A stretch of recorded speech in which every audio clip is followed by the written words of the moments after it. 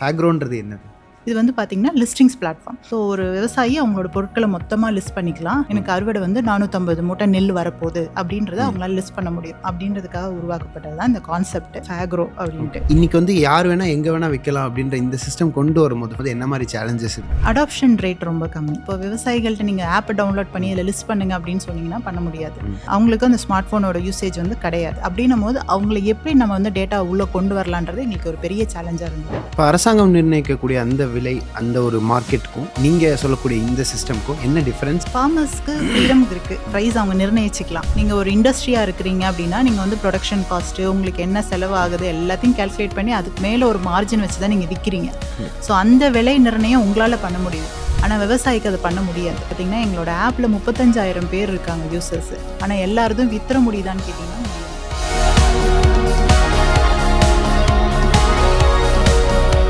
டென்பிரைனர்கள் எல்லாருக்கும் வணக்கம். நான் உங்கள் நவனீத். இன்னைக்கு நம்ம கூட அஷ்டலக்ஷ்மி இருக்காங்க, ஃபேக்ரோ அக்ரிடெக்லேருந்து. அவங்கள்ட்ட தான் பேச போகிறோம். வணக்கம். வணக்கம். ஸோ அக்ரிடெக் அப்படின்றது, இந்த ஃபேக்ரோ அக்ரிடெக்ன்றது கேட்குறதுக்கே ரொம்ப புதுசாக இருக்குது நேமாவே. So first I would like to start with that. ஃபேக்ரோன்றது என்னது? ஃபேக்ரோ அப்படின்றது ஒரு காயின்டு டேர்ம். ஓகே. நேம் வந்துட்டு கேட்சியாக அவங்களுக்கு வந்துட்டு பார்த்ததும் ஒரு அக்ரி அப்படின்ற ஃபீல் கொடுக்கணுன்றதுக்காக ஃபாஸ்ட் ஆக்ரோ அப்படின்ற நேமை வந்துட்டு கன்கார்டினேட் பண்ணி ஒரு கேட்சி நேமை உருவாக்கணும். காயின்டு டேர்ம் தான் ஃபேக்ரோ. ஸோ ஃபேக்ரோன்றது பார்த்திங்கன்னா it's going to be meaning. ஒரு மீனிங் வந்துட்டு ஃபாஸ்ட்டாக ஒரு அக்ரிகல்ச்சர் ப்ராடக்ட்ஸ் வந்து ஒருத்தர் கிடைக்க போகுது அப்படின்ற மீனிங் தான் நாங்கள் வச்சது. ஓகே.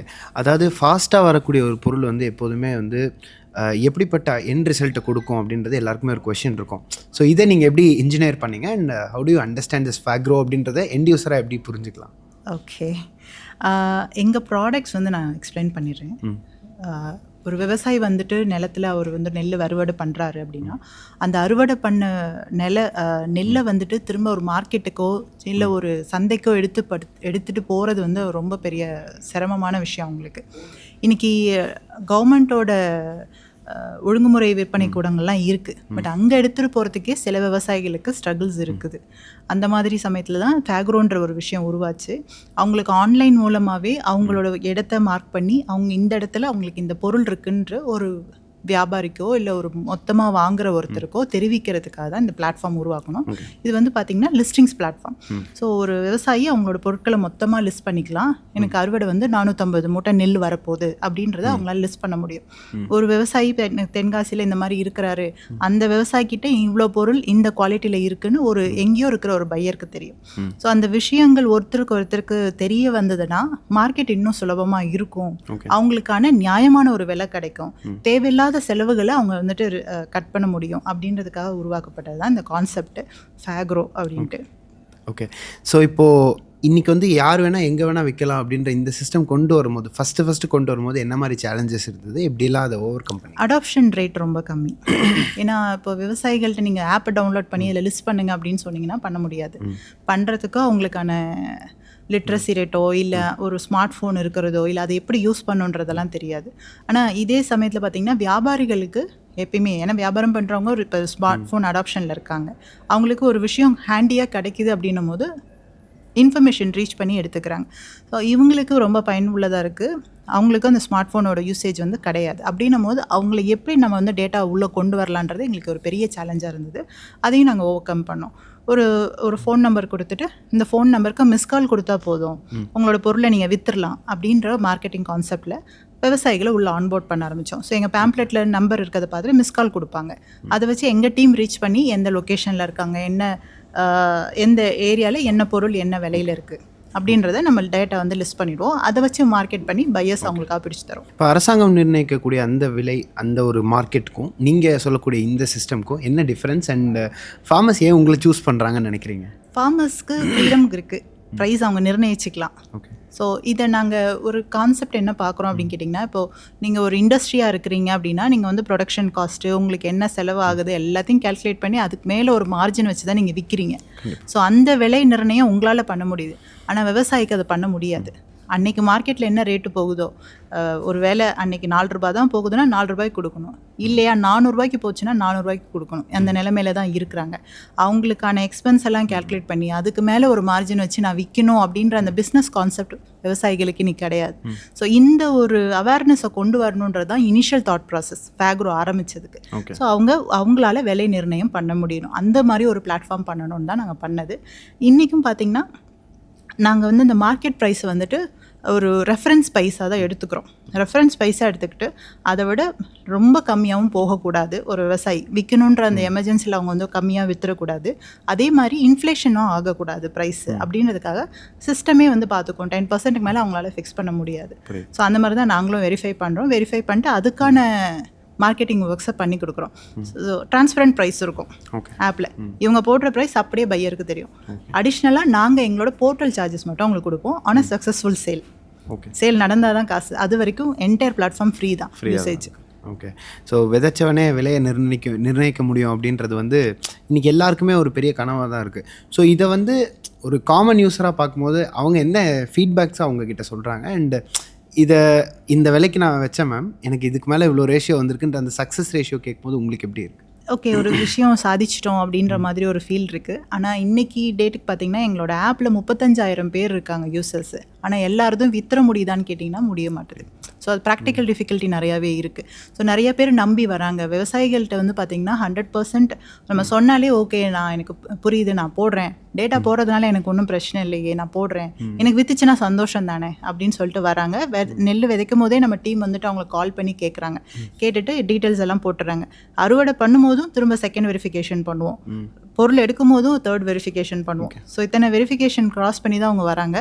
அதே மாதிரி குவாலிட்டி அஷ்யூர்டாக வந்துட்டு பையருக்கு நம்ம கொடுக்குறோம். இதில் 2 பேருமே ரொம்ப சாட்டிஸ்ஃபைடாக இருக்காங்க. அவங்களுக்கு வந்து எனிவேர் ஒரு 5%லேருந்து 10% அதிகமாக காசு வந்துட்டு அவங்களுக்கு கிடைக்கிது, ப்ராஃபிட்டாக கிடைக்கிது. ஏதாவது எக்ஸிஸ்டிங்காக இப்போ இந்த விலைக்கு தான் அவங்க கொடுத்துட்ருக்காங்கன்னா செலவுகளை கட் பண்ணுறோம் இல்லையா, அவங்க பிளேஸ்க்கே போயிட்டு எடுக்கிறாங்க பையர். அப்படின்னும் போது அவங்களுக்கு அந்த செலவு கட் ஆகுது. அப்படின்னும் போது அவங்களுக்கு ஒரு நல்ல லாபமாக இருக்குது, ஹாப்பியாக ஃபீல் பண்ணுறாங்க, வேர்ட் ஆஃப் மவுத் ஸ்ப்ரெட் ஆகுது. ஓகே. இப்போது ஒரு பொருள் வந்து extreme end of Tamil Nadu to extreme end of Tamil Nadu வரணும், லாஜிஸ்டிக்ஸ் இருக்குது. இப்போ அது இங்கேருந்து இங்கே கொண்டு வரணும், அது ஒரு ஆள் இறக்கணும். இப்போ அது டேரெக்டாக ஒருத்தர் போய் இப்போ பை பண்ணுறாங்க அப்படின்றது சூப்பரான டெக்னாலஜி. இந்த டெக்னாலஜியில் வந்து உங்களுக்கு பையர் எண்ட்லேருந்து நீங்கள் ஃபேஸ் பண்ணுற சேலஞ்சஸ் என்ன, பையர் என்னெல்லாம் கேட்குறாங்க? பையர் கேட்குறது வந்து பொருள் வந்து பார்த்திங்கன்னா எப்பயுமே மேட்ச் பண்ண முடியாது, ஒரே விவசாயிட்ட கிடைக்காது. ஸோ நாங்கள் மல்டிபிள் விவசாயிக்கிட்ட வந்துட்டு எடுக்கணும், அதே சிமிலர் குவாலிட்டியாக இருக்கணும், அவங்க கேட்குற அதே வெரைட்டியாக இருக்கணும். ஸோ இந்த மாதிரி சேலஞ்சஸ் இருக்குது. ஸோ ஃபுல்ஃபில்மெண்ட்டுன்னு பார்த்தீங்கன்னா பையர் கேட்குறது 100% நம்மளால் பண்ண முடியாது. அப்போது சம்டைம்ஸ் நாங்கள் ஃபார்மர் இல்லாமல் ட்ரேடர்கிட்டையும் எடுக்க வேண்டியது இருக்கும். ஓகே. ஸோ அந்த மாதிரியும் நம்மக்கிட்ட நடக்குது. வேற 2 சைடும் இப்போ இவங்களுக்கு வந்து டிமாண்ட் இருக்குது, சப்ளை இருக்குது, ரெண்டுத்தையும் நாங்கள் சாட்டிஸ்ஃபை பண்ணி ஆகணும். அப்படின்னா தான் இந்த பிளாட்ஃபார்ம் எங்களுக்கு வந்து ரன் பண்ண முடியுது, பண்ணிட்டும் இருக்கிறோம். இதில் சேலஞ்சஸ் அப்படின்னு பார்த்தீங்கன்னா இந்த எண்ட்லேருந்து அந்த எண்டுக்கு வந்துட்டு ப்ராக்டிக்கலி மூவ் ஆகாது unless until it is full lorry load. Full lorry லோடாக இருந்தால் மட்டும்தான் மூவ் ஆகுது. ஃபுல் எண்ட் இருந்தால் மட்டும். ஆமாம். ஒரு ஸ்மால் பார்ட் ஆஃப் இது இருக்குன்னா பக்கத்திலே யார் பையர் இருக்காங்கன்னு தான் நாங்கள் பார்ப்போம். அதுக்கு தான் சிஸ்டம் ஜிபிஎஸ் நாங்கள்லாம் வச்சுட்ருக்கோம். ஸோ அப்படின்னும் போது மேட்ச் மேக்கிங் சிஸ்டமேட்டிக்காகவே நடந்துடும். This is the best matching and cost effective மேட்சிங்னு சொல்லிட்டு வந்துடும். அதை வச்சு தான் நம்ம இப்போதைக்கு ட்ரேட் பண்ணிகிட்ருக்கோம். சப்போஸ் இல்லைனா will have that contact details. அடுத்த அறுவடைக்கு அவங்களுக்கு மறுபடியும் ஹெல்ப் பண்ணுறோம். அவங்க எங்களை கான்டாக்ட் பண்ணணும்னு அவசியமே இல்லை. எங்களோட இதில் வந்துட்டு எவ்ரி அறுவடைக்கு வந்துட்டு நம்மளுக்கு அலாரம் மாதிரி வந்துடும், நோட்டிஃபிகேஷன்ஸ் வந்து டீமுக்கு கிடச்சிரும். இன்றைக்கி இவங்களுக்கு கால் பண்ணணும், இந்த ஃபார்மர்ஸ் கால் பண்ணிவிட்டு இன்றைக்கி என்ன போட்டிருக்காங்க, என்ன பேசணும் அப்படின்றதெல்லாம் இருக்கும். டீம் வந்து ஃபாலோ பண்ணிட்டு அடுத்த அறுவடைக்கும் எடுத்து அவங்கள டேட்டா வந்து லிஸ்டிங்ஸ் போட்டுருவாங்க. ஸோ இப்போதைக்கு அப்படி தான் பண்ணிகிட்ருக்கோம். ஓகே. ஸோ இப்போ நான் வந்து ஒரு ஃபார்மர்னு வச்சுக்கோங்க மேம், எனக்கு வந்து நான் சின்னதாக ஒரு ஃபார்மிங் பண்ணி வச்சுருக்கேன். மார்க்கெட்டோட விலைக்கும் இப்போ நான் விற்கிற விலைக்கும் ஆக்சுவலி மார்க்கெட் விலை ட்ராப்பில் இருக்குன்னு வச்சுப்போம். இப்போ நீங்கள் சொல்கிற அந்த 10% மார்ஜினுக்கு மேலே போக முடியாது அப்படின்றப்போ மார்க்கெட் விலையை விட நான் மேலே தான் கொடுக்கணும். ஸோ அப்போ ஆல்ரெடி நான் இருக்கிற விலைக்கு மேலே கொஞ்சம் விற்கிறேன் அப்படின்றப்போ பையர் பர்ஸ்பெக்டிவ்லேருந்து இது எப்படி, ஐ மீன் நான் வந்து ஒரு ஃபார்மராக கொடுக்குறது எப்படி வாங்கிப்பாங்கன்னு ஒரு அஷூரன்ஸ் இருக்குல்ல, அதை எப்படி ஃபுல்ஃபில் பண்ணுறீங்க மேம்? ஓகே. அதாவது மார்க்கெட் ப்ரைஸ் ரொம்ப கம்மியாக இருக்குது, ஃபார்மர் கிட்ட வந்துட்டு குட்ஸ் இருக்குது, ஆனால் அவர் வந்து அதிக விலைக்கு விற்கணும்னு விருப்பப்படுறாருன்னா வெயிட் பண்ணுங்கன்னு சொல்லுவோம். வேறு வழி இல்லை. ஏன்னா எப்பயுமே ஒரு பையர் வந்து பார்த்தீங்கன்னா ரெஃபரன்ஸ் மார்க்கெட் ப்ரைஸ் எடுப்பார். எனக்கு இங்கே கம்மியாக கிடைக்கும் போது நான் ஏன் இங்கே வாங்கணும் அப்படின்ற கொஸ்டின் அவருக்கு வந்து வரும். ஒரு வேளை அவருக்கு எங்கேயுமே அந்த ப்ரைஸ் கிடைக்கலனா தான் ஃபேக்ரோவில் எடுக்கிறாங்க. ஃபேக்ரோலையுமே இந்த பெஸ்ட் மேட்சிங்னு அவருக்கு பார்க்கும்போது தான் எடுக்கிறாங்க. அப்போது ஒருத்தருக்கு நான் இல்லை எனக்கு நிறைய லாபம் வேணும்னா எங்கள்கிட்ட ப்ரைஸ் ப்ரெடிக்ஷன் ஒரு மீட்டர் இருக்குது. அதை வச்சு நெக்ஸ்ட்டு 30 days ப்ரைஸ் ஏற போதா இறங்க போதான்னு சொல்லுவோம். ஸோ ரொம்ப ட்ராப் ஆக போகுது, வேற உங்களால் சேவ் பண்ண முடியாது, அதை வந்து எங்கேயுமே சேமிப்பு கிடங்க இல்லை, நீங்கள் வைக்க முடியாதுன்னா சொல்லிவிடுவோம், எக்ஸ்பிளிசிட்டாக சொல்லுவோம். நீங்கள் இப்போ விற்கிறது நல்லது, ஏன்னா இன்னும் குறைய போகுது அப்படின்னு ஃபார்மருக்கு சொல்கிறோம். அதே மாதிரி பையருமே சம்டைம்ஸ் நான் இன்றைக்கே எனக்கு வாங்கணும்னு டிமாண்ட் இருந்தால் தான் வாங்குவாங்க, இல்லைனா நம்மளோட ப்ரெடிக்ஷன் பார்த்துட்டு கொஞ்ச நாள் பொறுத்து வாங்கிக்கலாம் அப்படின்ற மாதிரி வாங்குறாங்க. ஸோ இந்த ப்ரெடிக்ஷன்றது 2 பேருக்குமே யூஸ் ஆகுது, பையிங் செல்லிங் டிசிஷனுக்கு ரொம்ப ஹெல்ப்ஃபுல்லாக இருக்குது. ஓகே, அக்ரிகல்ச்சரில் வந்து நம்ம நிறைய டெக் இனோவேஷன்ஸ் வந்து இப்போ ஆல்மோஸ்ட் எல்லாமே டெக்குன்ற பேசிஸில் வந்துருச்சு. அப்படின்றப்போ அக்ரிகல்ச்சர் மட்டும் ஒரு விதிவிலக்கு இல்லைன்றதில் நம்ம எல்லாருமே கிளியராக புரிஞ்சுக்கிட்டோம். இன்னும் என்ன மாதிரியான டெக் இனோவேஷன்ஸ் வரணும்னு எதிர்பார்க்குறீங்க? இப்போதைக்கு எங்களோட ஏரியா ஆஃப் இன்ட்ரெஸ்ட்லாம் நான் வந்துட்டு சொல்ல முடியும். இன்னும் நிறையா வரலாம், ட்ரோன்ஸ்லேயே நிறையா வந்துருச்சு. வேறஸ் அந்த இன்புட் பண்ணுறதுல அதில் இன்னோவேஷன்ஸ் நடந்துகிட்ருக்கு, விளைச்சல் அதிகமாக கொண்டு வரதில் இன்னோவேஷன்ஸ் பண்ணிகிட்ருக்காங்க. பட் இது எங்களோட ஏரியா ஆஃப் எக்ஸ்பர்டைஸ் கிடையாது. எங்களோட ஏரியா ஆஃப் எக்ஸ்பர்டைஸ் ட்ரேடு தான். ஸோ ட்ரேடில் சொல்லணும்னா நாங்களே இன்னோவேஷன் பண்ணியிருக்கிறோம். என்னென்னு பார்த்தீங்கன்னா, ஒன்று ப்ரைஸ் ப்ரெடிக்ஷன். ஸோ எங்களோட டேட்டா வச்சு அண்ட் லாஸ்ட் இயர் ப்ரீவியஸ் இயர்ஸில் வந்துட்டு டேட்டா பேட்டர்ன்ஸ், ப்ரைஸ் பேட்டர்ன்ஸ் எப்படி போயிட்டுருக்குன்னு எங்களோட இன்ஜினே ப்ரெடிக்ட் பண்ணி சொல்லுது. த அதர் திங் வந்துட்டு குவாலிட்டி அஷூரன்ஸ் கொடுக்கறதுக்கு நாங்கள் ஒரு ஆப், இன்சைடாக இன்னர் ஆப் ஒன்று வச்சுருக்கோம். ஃபோட்டோ எடுத்தாலே அதை என்ன குவாலிட்டியில் இருக்குதுன்னு சொல்லிட்டு மெஷர் பண்ணி சொல்லிடும்.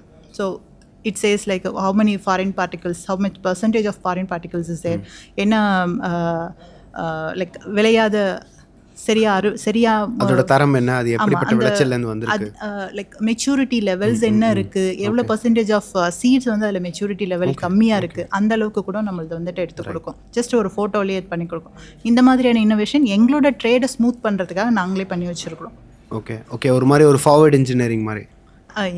சொல்லலாம். ஓகே, ஸோ ஆண்டர்ப்ரனர்ஷிப்பில் வந்து நிறைய பேர் இன்னைக்கு பண்ணணும்னு நினைக்கிறப்போ அக்ரிகல்ச்சர் செக்டரை சூஸ் பண்ணுறாங்களா இல்லை சூஸ் பண்ண மாட்டாங்களா? குறிப்பாக நீங்கள் சொன்ன அந்த trade segment. Okay. You think people are getting into it? Trade segment is the toughest segment. Agri பொறுத்த வரைக்கும் மற்ற எந்த குட்ஸில் வேணால் நீங்கள் ஈஸிலி ட்ரேட் பண்ணிடலாம்.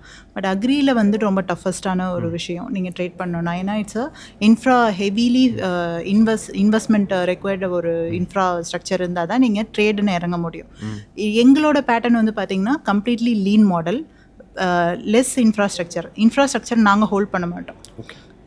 நாங்கள் வந்து பார்த்திங்கன்னா 3 points இப்போதைக்கு கனெக்ட் பண்ணுறோம். இன்ஃப்ராஸ்ட்ரக்சர் வேறஸ் ஆல்ரெடி இருக்கிறவங்களே எம்ஓஇ போட்டுட்டு எங்கள் கூட டைப் பண்ணிவிட்டு அவங்க இன்ஃப்ராஸ்ட்ரக்சருக்கு நாங்கள் ஆர்டர்ஸ் பிடிச்சி கொடுக்குறோம். ஸோ எங்களுக்கு ஃபார்மர்கிட்டேருந்து ப்ராசஸருக்கு போவோம், மில்ஸ் இல்லை அந்த டீஹஸ்கஸ் பண்ணுறவங்கள்ட்ட மில்ஸுக்கு போகுது, மில்ஸ்லேருந்து நாங்கள் இன்டர்ன் ஆர்டர்ஸ் எடுத்து கொடுக்குறோம். So we treat us 3 similar points as a buyer seller. So இந்த 3 points-யும் எக்ஸிஸ்டிங் இருக்கிறத வித் டிஜிட்டலைசேஷன் எங்களால் கனெக்டிவிட்டி கொடுத்து ப்ராப்பர் ஆர்டர் ஸ்ட்ரீம்லைன் பண்ணி கொடுக்கறதுனால அந்த சப்ளை செயின் ப்ராப்பராக போயிட்டுருக்கு. இதனால எங்கள் மாடல் வந்துட்டு இன்ஃப்ராஸ்ட்ரக்சர் ஃப்ரீயாக இருக்குது. ஸோ ஆல்ரெடி யாராவது இன்ஃப்ராஸ்ட்ரக்சர் வச்சுருக்காங்கன்னா எங்கள் மாடலுக்கு வந்து அடாப்ட் ஆகிக்கலாம். ரைட், நீங்கள் சொன்னது வந்து almost it's a process of years together. இது எல்லாத்தையும் அக்யூமுலேட் பண்ணி இன்றைக்கி ஒரு ஆண்டர்ப்ரனராக நிற்கும் போது இன்னும் looking back and down the line நான் ஸ்டார்ட் பண்ண டே அப்படின்னு ஒன்று இருக்கும்ல, day 1, ஸோ 1 day அப்படின்ற அந்த ஒரு transition, how does it feel to day 1 count பண்ண முடியாது, -300 days மைனஸில் ஒரு டைம்ல இருந்திருக்கு, -300 daysல இருந்திருக்கு. ஸோ அது வந்து பார்த்திங்கன்னா ஐடியா என்னைக்கு பிறந்ததோ அன்னைக்கு ஒரு டேட்டு, இந்த ஐடியா இப்படி இருக்க போகுது அப்படி இருக்க போகுதுன்ற பயங்கர இமேஜினேஷன்ஸ் இன் பேப்பர் இல்லை இன் தாட்ஸ்.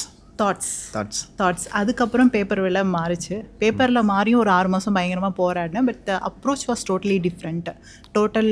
வேறு மாதிரி ஒரு யோசனையில் understanding of market is totally different, அந்த மாதிரிலாம் இருந்தது. ஸோ வென் மார்க்கெட்டில் நான் என்ன என்டர்ப்ரனர்ஸ் சொல்லுவேன்னா, நீங்கள் get in to the field, நீங்கள் வந்து ஃபீல்டில் இறங்கி அந்த எக்ஸ்பீரியன்ஸ் பண்ண தான் ரியாலிட்டி புரியும்.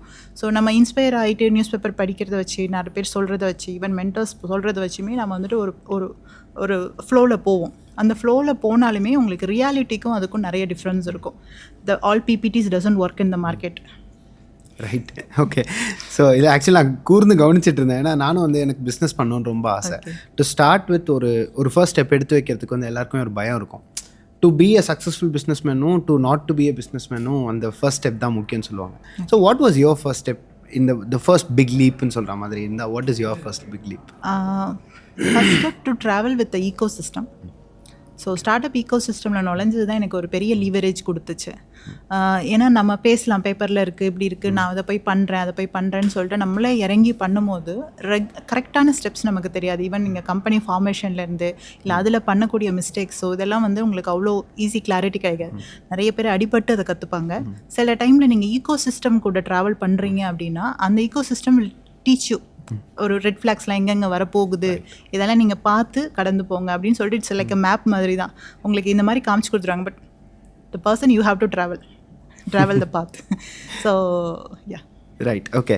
ஸோ அதுவும் ஒரு பெண்மணியாக இருந்துட்டு இந்த ஆண்டர்ப்ரனர்ஷிப் சிஸ்டமில் வந்து இவ்வளோ சக்ஸஸ்ஃபுல்லாக இருக்கிறதுன்றது இட்ஸ் நாட் அ ஜோக். இது எல்லாருமே வந்து சொல்லியிருப்பாங்க, நீங்கள் வந்து ஒரு பெண்ணாக சாதிச்சிருக்கீங்க அப்படின்னு.